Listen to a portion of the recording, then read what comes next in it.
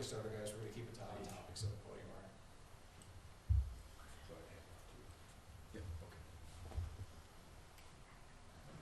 right? Good afternoon, everybody. Thanks for joining us today.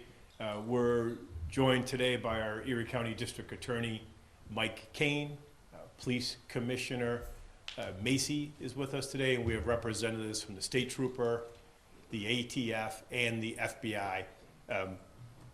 We are working cooperatively with law enforcement at the local level and at the federal level, and my administration pledged transparency, and part of that is letting people know what's happening in the city of Buffalo, and there was a major arrest. I'm going to let Commissioner Macy fill you in on the details of that. Thank you, Mayor. Last night, we were able to wrap up a 7-month investigation with our partners, as the mayor said, FBI, ATF, New York State Police, and obviously the Buffalo Police, specifically the detectives from the intelligence unit, right? So throughout this case, it was determined that the subject, Von Harmon, was trafficking firearms from Georgia to the city of Buffalo. He has a temporary house that's a family member's in the city of Buffalo. Detectives were able to continuously have search or surveillance on this house. We were able to obtain a search warrant for this house, and then during constant monitoring of Mr. Harmon's travels, we were able to watch him go into the house, then conduct this search warrant, serve this search warrant on the house, where we ultimately recovered, as you see here, 11 firearms with almost 3 pounds of ecstasy, 8 high-capacity magazines, ammunition, and a scale, right? So very big arrests, and it should also be noted the lengths that Mr. Harmon went to avoid detection from law enforcement. He flew from Buffalo to the state of Atlanta. In Atlanta, picked up the firearms, then took a bus to Cincinnati, and then switched rental cars 2 different times before ultimately coming back to the city of Buffalo. And Mr. Harmon is known to the Buffalo Police, the FBI, and the ATF through previous investigations. He was arrested in 2019 with 22 firearms by the Buffalo Police, at which point the FBI ultimately ended up adopting the case.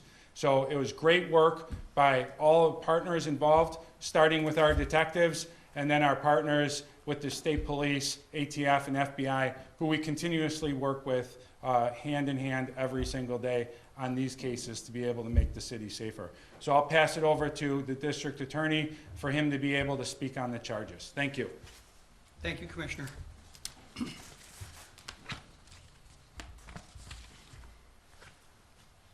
So 34-year-old Von Harmon was arraigned this morning for the possession of various firearms and the drugs mentioned by the commissioner. The specific charges are 1 count of criminal possession of a controlled substance in the 2nd degree. That's a Class A2 felony. That is with respect to the ecstasy. The 2nd count is criminal possession of a weapon in the 1st degree. That's a Class B violent felony, and that is essentially the possession of 10 or more firearms that were loaded. That's the 11 firearms that the commissioner mentioned. 1 count of criminal possession of a controlled substance in the 3rd degree. That's another B felony, and that's with intent to sell the ecstasy. And then 11 counts of criminal possession of a weapon in the 2nd degree. But those are Class C violent felons. Again, those are the 11 guns that were recovered from the home. And then 8 counts of criminal possession of a weapon in the 3rd degree. That is those are D felonies. Those are the extended magazines that are the 8 magazines that the commissioner mentioned. All of those charges, and there are a couple of more, but those are the most serious ones. I think there are 24 counts altogether, including 23 felonies. The maximum sentence for those crimes would be 25 years if Mr. Harmon is convicted of the highest count. These are allegations. It's important that I point this out. These are allegations only. Mr. Harmon is innocent, presumed innocent until he's proven guilty. The case was arraigned by Judge Peter Savage in Buffalo City Court this morning. We asked for the defendant to be remanded, meaning that the judge does not set any bail. He granted that request, so Mr. Harmon is in the custody of the Erie County Sheriff's Department at the holding center.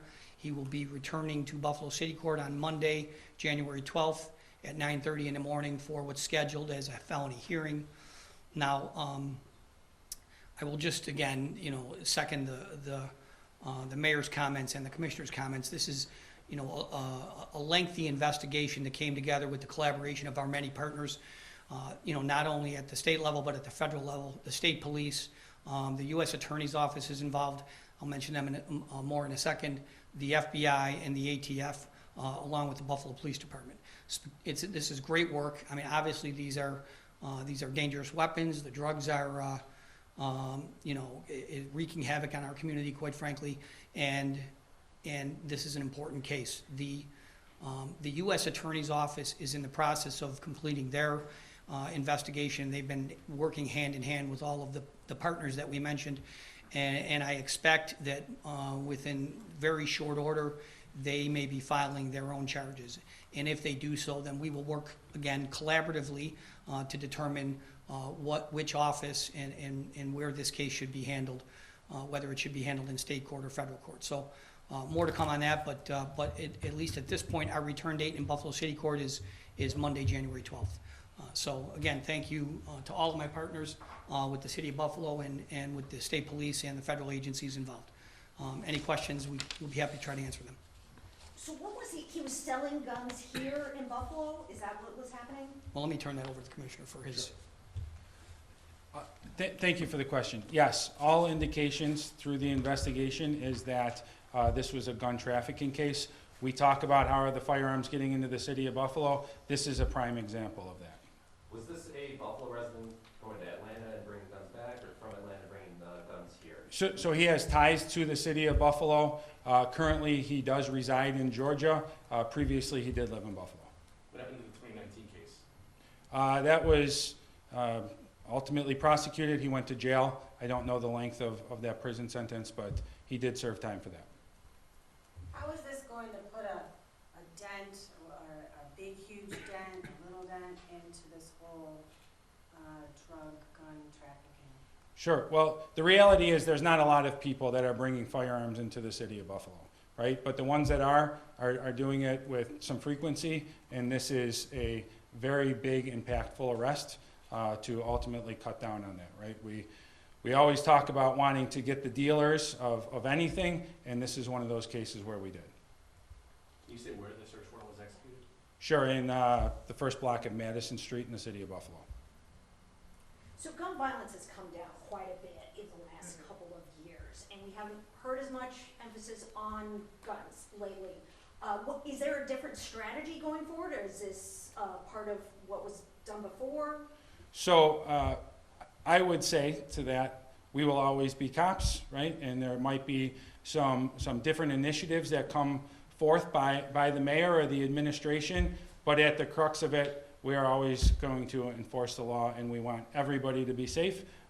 Just throughout the different administrations and the times, sometimes there's different ideas on how to make the place safer, right? So this is just continuously great detective work, and by the agents, our partners, and everybody involved.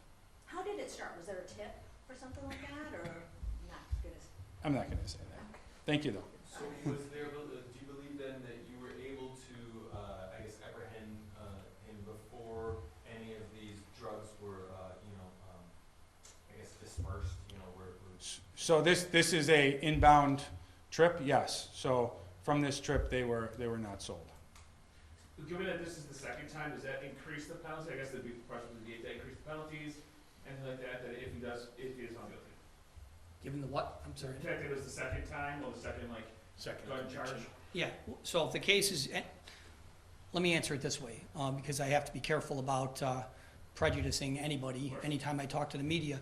So I won't talk about someone's criminal history, but anytime anybody has a prior criminal conviction, it's taken into consideration, and it's fact specific in the state system as to how that would impact someone's sentence. Whether how it would affect him in the federal system is a question for my federal partners. Can you put 3 pounds of ecstasy into context? Is that a lot? Yes. How many doses? How many pills is that? How many? It's significant. I would go out on a number and probably say in the thousands of pills. So, yeah, I'm comfortable saying that. And he served his prior sentence here in Buffalo and Western New York area, right? Is that correct, from his 2019 arrest? So that was adjudicated federally, so I don't know where specifically he went. Has this been one of the biggest busts in the history of Buffalo, or have we had bigger?